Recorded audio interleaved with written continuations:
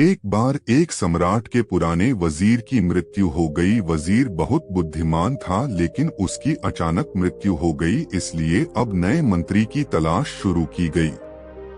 साम्राज्य बहुत बड़ा था, इसलिए उसे संभालने के लिए एक बुद्धिमान और दूरदर्शी वजीर की जरूरत थी। पूरे राज्य में सबसे बुद्धिमान और चतुर व्यक्ति की तलाश शुरू हो गई है। इसके लिए राज्य भर में कई तरह की परीक्षाएं आयोजित की गईं। पूरे राज्य से विचारशील और बुद्धिमान व्यक्तियों को चुना गया और फिर उनकी और भी कठिन परीक्षाएं ली गईं और अंत में केवल 3 चुने हुए व्यक्तियों को राजधानी लाया गया ताकि सम्राट उनकी अंतिम परीक्षा ले सके। उन तीनों को एक कमरे में रखा गया और इसकी घोषणा स्वयं सम्राट ने की थी कि कल उनकी अंतिम परीक्षा ली जाएगी और जो इसमें उत्तीर्ण होगा उसे राज्य का वजीर घोषित कर दिया जाएगा। परंतु आश्चर्य की बात थी कि शाम होते होते यह बात सारी राजधानी में फैल गई। सम्राट कल कौन सी परीक्षा लेने वाला है, सारे शहर में इसी बात की चर्चा होने लगी। सम्राट एक बहुत ही अजीब परीक्षा लेना चाहता था। कल सुबह उन तीनों को महल के एक बड़े कमरे में बंद कर दिया जाएगा और एक बड़ा ताला लगा दिया जाएगा। उस कमरे का दरवाजा, वह ताला उस राज्य के कारीगरों, गणितज्ञों और इंजीनियरों द्वारा बनाया गया था।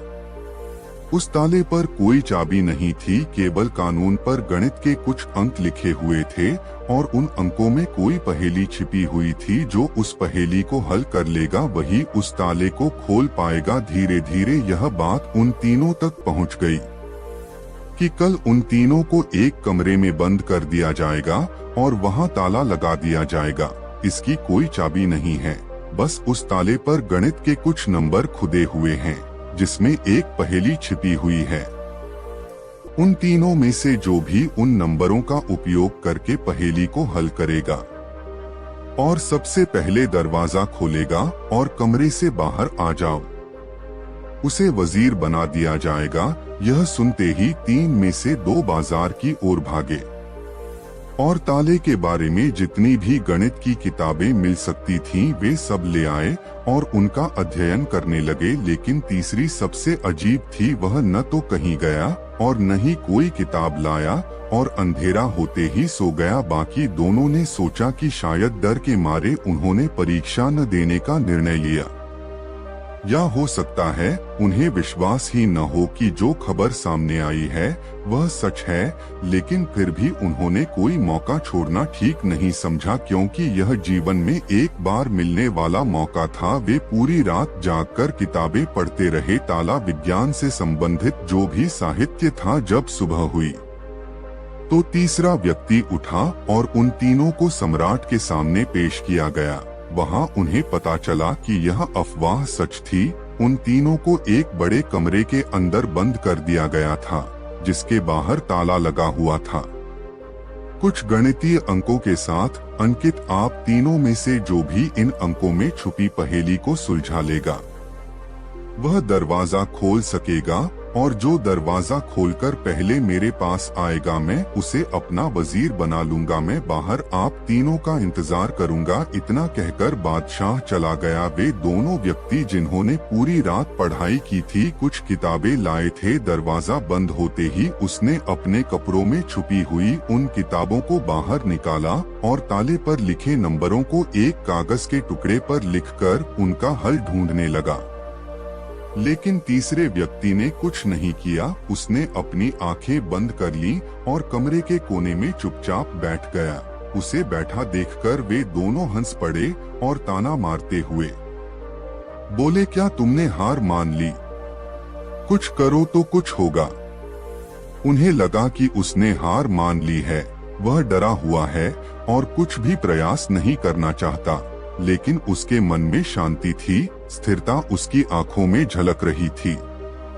वह परेशान नहीं लग रहा था, वह बैठा हुआ था।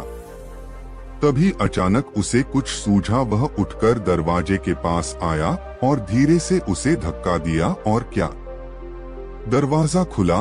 वह कमरे से बाहर चला गया, लेकिन दोनों आदमी अपनी किताबों में खोए हुए थे। उन्हें पता ही नहीं चला कि तीसरा कमरे से बाहर चला गया है। उन्हें तब पता चला जब सम्राट तीसरे व्यक्ति के साथ अंदर आए और कहा, अपनी ये किताबें बंद करो, जिसे बाहर जाना था वह तो बाहर जा चुका है। यह देखकर वे दोनों दंग रह गए और पूछा, तुम बाहर कैसे निकले? बादशाह ने कहा कि ताला तो बंद नहीं था, क्योंकि बंद ताले तो खोले जा सकते हैं, लेकिन कैसे? क्या तुम वह ताला खोलोगे जो बंद नहीं किया गया है?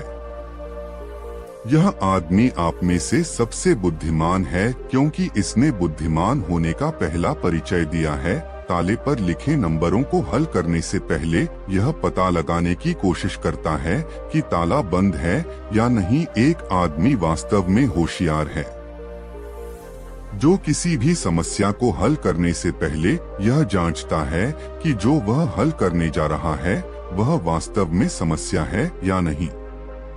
तो यह आदमी हमारे राज्य का सबसे चतुर व्यक्ति है। हम इसे अपना वजीर नियुक्त करते हैं। तो दोस्तों, इस कहानी से यही सीखने वाली बात है कि जब भी हमें लगे कि हमारे सामने कोई बड़ी समस्या है, तो घबराकर उस समस्या का समाधान ढूंढने की बजाय हमें शांति से सोचना चाहिए कि जो मैं समझ रहा हूँ वह वास्तव में समस्या है या नहीं, या वास्तविक समस्या कुछ और है जो मैं अभी नहीं देख पा रहा हूँ।